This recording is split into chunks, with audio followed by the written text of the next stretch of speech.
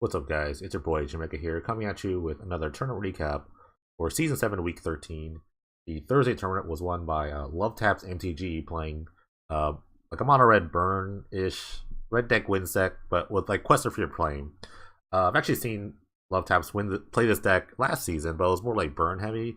This is more of a mix of like creatures and burn. You see like 21 creatures, 19 non creature spells, but yeah, Quest for Your Flame can become a sort of one-sided Furnace of Wrath that you can combine with other cards and just kill your opponent out of nowhere. So we'll just talk about the list right here. 20 lands, 19 mounds, single Keldon Megalith.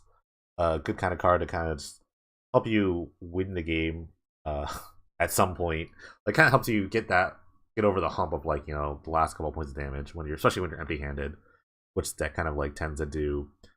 Burst Lightning, Seal of Fire, good shocks. Burst Lightning, just a shock with upside. Seal of Fire is pretty interesting. You just kind of throw it on the field and just wait. You can just wait, especially with Quest for Your Flame out.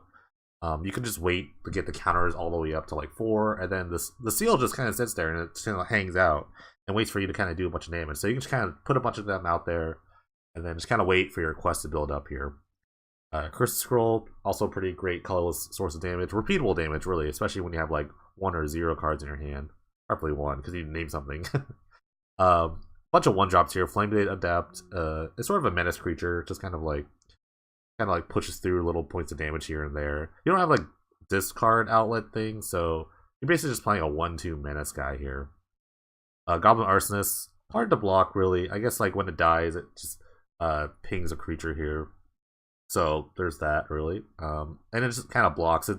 Kind of prevents your opponent from just like mindlessly attacking into you. Rigging Runner, getting a lot more play I've seen in the red matchups. Not too bad. It's a turn 2 play for sure. Turn 2/2 first strike. Nothing to scoff at really, but the raid trigger is interesting. The counter thing is interesting, so we'll see it a card later. Along with Rakdos Cackler, which is like, you know, a pure staple here. Stormwind Berserker, again, Menace is pretty good. Bloodthirst is pretty good. I mean, turn 1 Cackler, turn 2 Stormblood's a pretty classic combo here. Keldon Marauders, though, takes more slots over Stormblood. It's interesting, though, but when we have a quest out, this triggers quest about 3 times in ideal scenarios.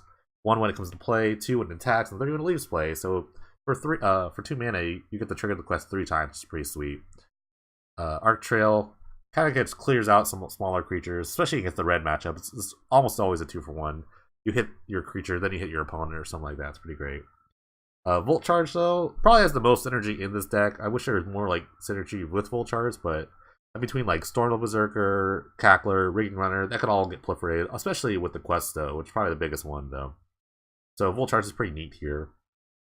Sideboard, Sentinel Totem for the Graveyard Hate here. Demon Fire is interesting. Pretty good against Sphere of Law, with especially with the Hellbent sort of effect. Exiling creatures isn't that bad either, but I think you really want to just get Hellbent and cast a Gigantic Blaze to your opponent's face, and the damage won't be prevented at all. Volshock Refugee for the mirror match. Pro Red is pretty great. Blood Knight for the random white matchups. I guess like Heroic is kind of on the rise, so single Blood Knight's pretty good.